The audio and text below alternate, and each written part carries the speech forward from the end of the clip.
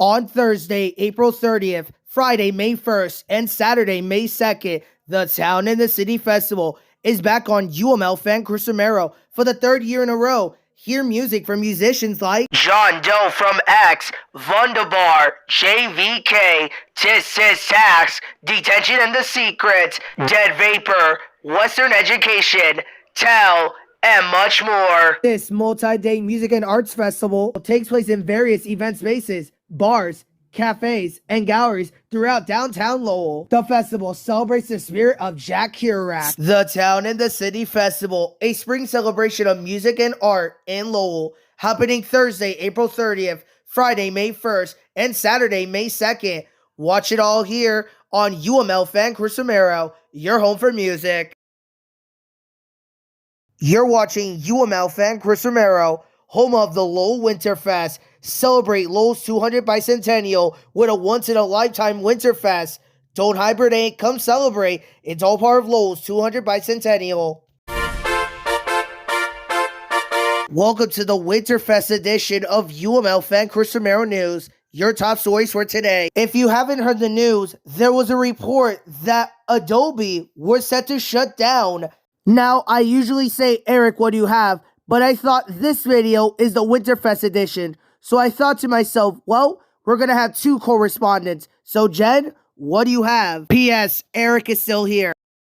Following social media backlash over plans to shut down its 2D animation software Animate, Adobe has reversed course and decided to keep the service running. Instead of a complete shutdown, Adobe Animate will now be in maintenance mode for existing and new customers.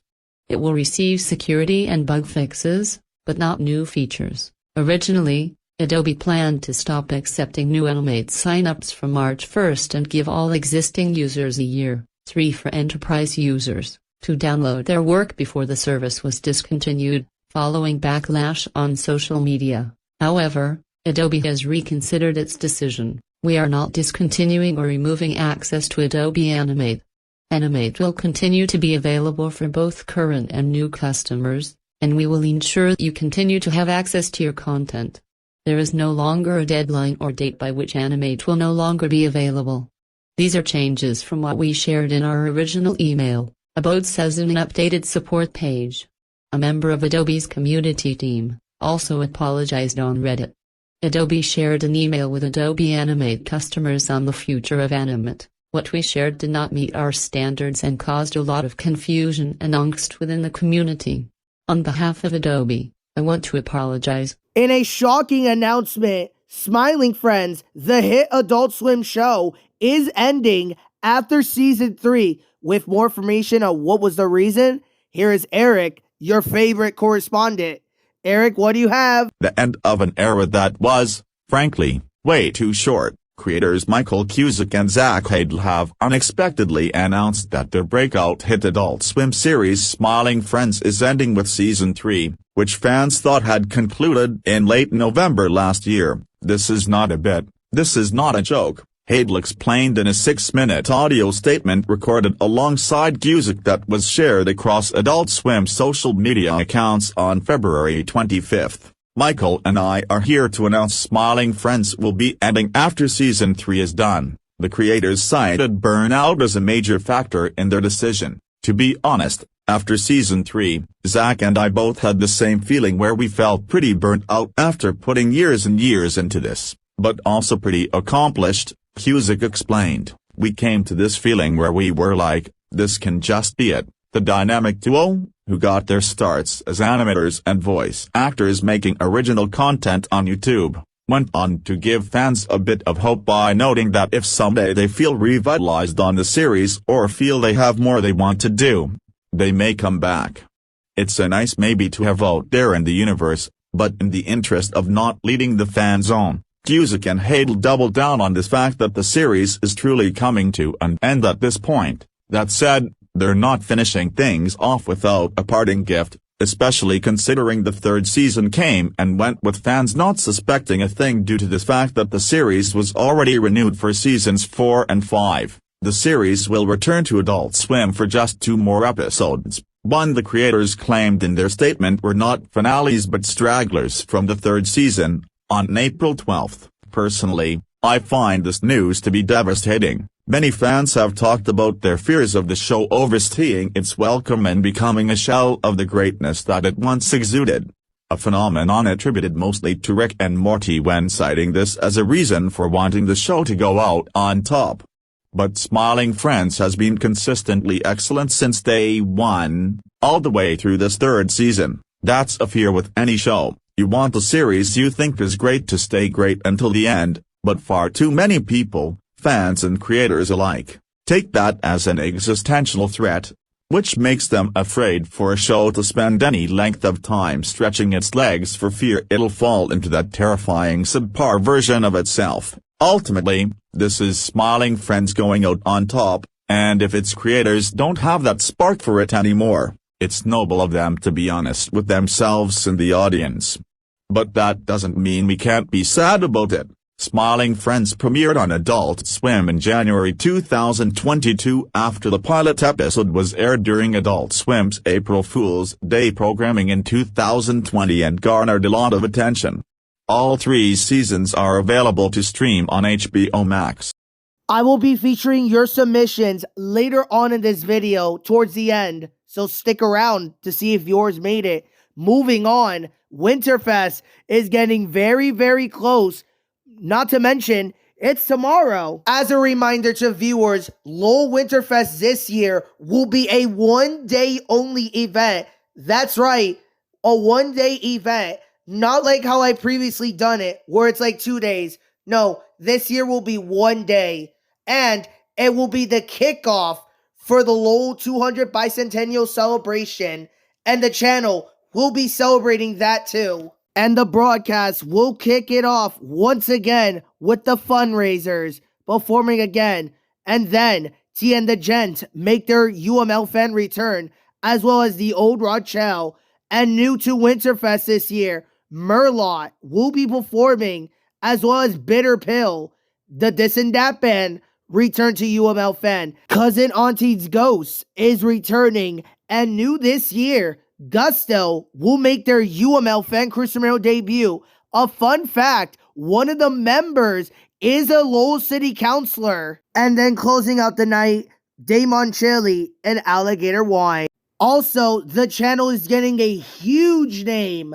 Buddy Velastro will be making an appearance on the channel, and during Winterfest, he will be showcasing all of the bakeries right here in Lowell. Now, I do wish XC and the Intense did perform because obviously they're a fan favorite here on the channel. Here's something that will cheer you up. Jessie Eliza will be returning to UML fan Chris Romero. She is performing this weekend. Also returning, Jasper Crystal Wizard and Hal Holiday. It's gonna be a great one. Don't miss Lowell Winterfest, celebrating 200 years of the city of Lowell, and will be the kickoff for the Bicentennial.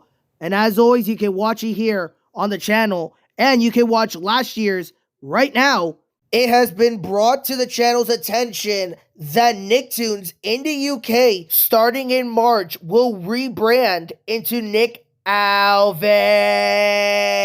Well, you know what time it is.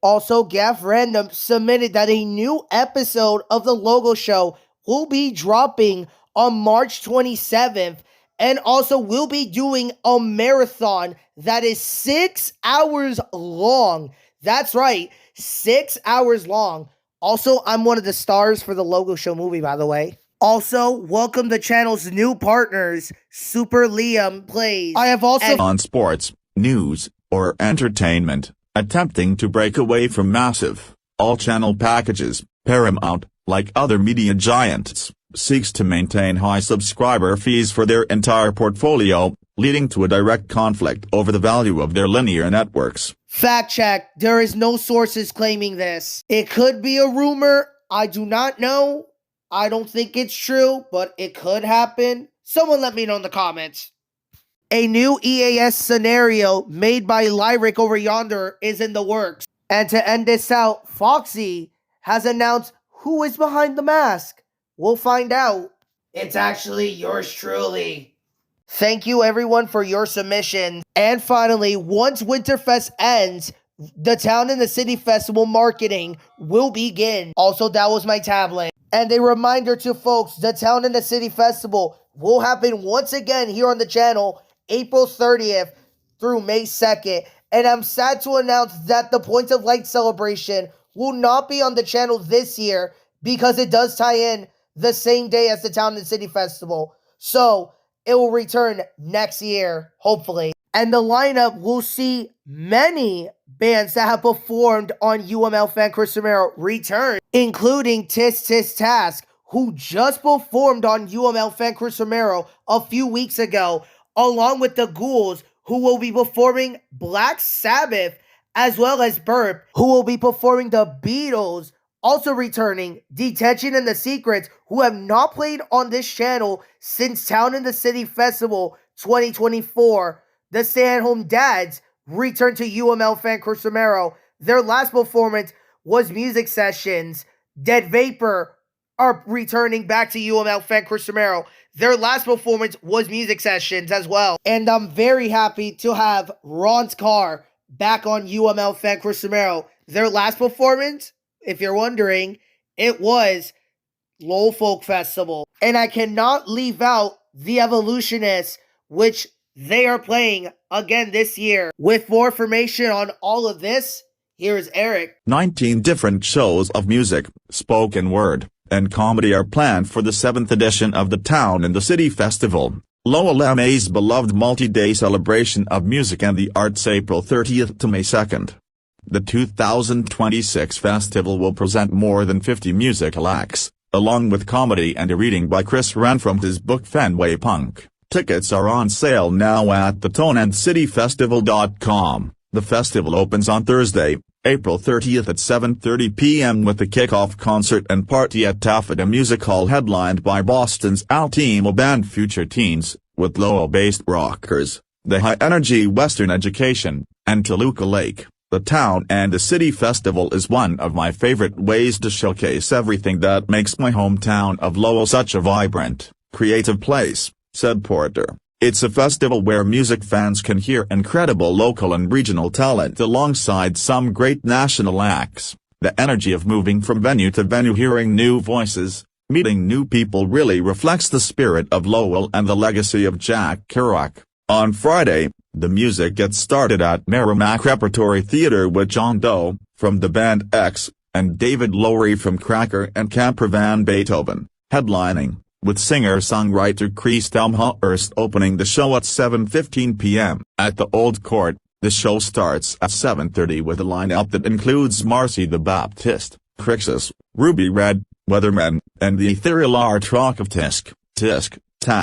On the bill at Thirsty First, starting at 8 p.m., are singer-songwriters Josh Msalvi and Joshua Theodore, the playful pop sounds of Stay-at-Home Dads, and UMass Lowell alumni rockers Dead Vapor. Retro glam band JVK headlines at the Worthen at 8 p.m., with blues rockers The Darlin', and the psych rock, funk, and groove band, Your Friends opening. The music at Tesca Bar starts at 9 p.m. with acclaimed American blues trio GA20 and upstate New York country, folk rockers The Felice Brothers. Showtime is 9:30 at Warp and Weft with Boston Music Award-winning Country Artist of the Year Other Brother Darrell and Boston Music Award-winning Americana Artist of the Year, The Wolf Sisters. The 9:30 p.m. show at The Last Stop features Boston-based R&B singer-songwriter Ava Sophia opening for R&B/hip-hop faves The Evolutionists. Saturday, the music kicks off at 2 p.m. with a free show at Brood Awakening featuring Lowell native singer-songwriter Everly Estelle,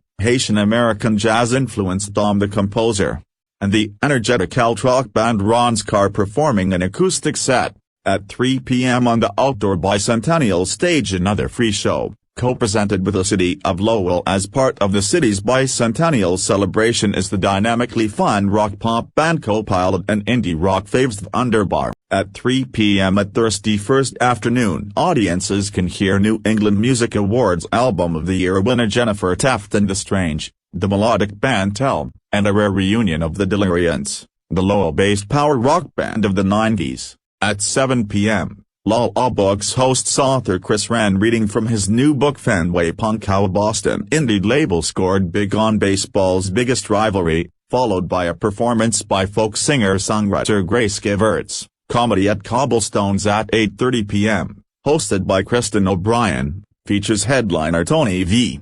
along with Patty Gould, Jacques Lambert, and James Hamilton. The lineup at the Worthen opens at 7 p.m. with the Poorhouse Record All-Stars, the alt-pop sounds of Charming Arson, a punk band with grumpy adults losing side, and the tasty indie rock nuggets with bits of soul, surf, pop, and psychedelia in it. The show begins at 7 p.m. at Merrimack Repertory Theatre with Australian singer-songwriter Nigel Wern, Steve Wynn, frontman of iconic rock band The Dream Syndicate, and headlined by two of Boston's most influential and enduring voices Tanya Donelly, Belly, Throwing Muses, and Chris Brokaw. Come, Codeine, the Lemonheads, debuting their bold new project, Burp, plays a Beatles tribute set, the Ghouls pay tribute to Black Sabbath, and emo punk band Malcops take over Smokehouse Tavern starting at 7:30 p.m. Indie rock band Megan from Work headlines the 7:45 p.m. show at the Old Court. Also on that bill will be new Lowell band Make It So, high-energy rockers Detention and The Secrets, and the alt band Makeshift Kings, garage rock band Beagle Dog, emo indie group Mike's Car Wash and Phantom Motion, a band with a vibe that blends the blues, pop-punk, and grunge into a winning sound, play a 9 p.m. show at Thirsty First. At Warp and Weft the music starts at 9:30 p.m. with country blues singer Christina Vane and founding member of the Mekons and the Waco Brothers John Lanford and Friends, bring their alt country style to Lowell. Inspired by the adventurous spirit of Lowell native Jack Kerouac, this annual spring celebration pays homage to the iconic Beat Generation writer with an eclectic mix of music, comedy, and literary arts. Praised by audiences for its thoughtfully curated blend of local and national performers, the town and the city is designed as a venue-hopping festival, allowing attendees to explore multiple shows each night. The Town and the City Festival is produced by Porter Productions and the Jack Kerouac Foundation with support from the Revolutionary Valley Regional Tourism Council, Massachusetts Office of Travel and Tourism, and the Lowell Cultural Council. The Town and the City Festival will take place Thursday, April 30th, Friday, May 1st and Saturday, May 2nd at venues across downtown Lowell. Tickets are on sale at thetoneandcityfestival.com. More information can be found at thetoneandcityfestival.com. Well, that's going to be a wrap of this video. Thank you so much for watching this video. And once again, make sure you tune in for Lowell Winterfest happening tomorrow on UML fan Chris Romero. Also, a surprise video is dropping later tonight. Until then, see you all in the next one. Also, happy Pokemon Day!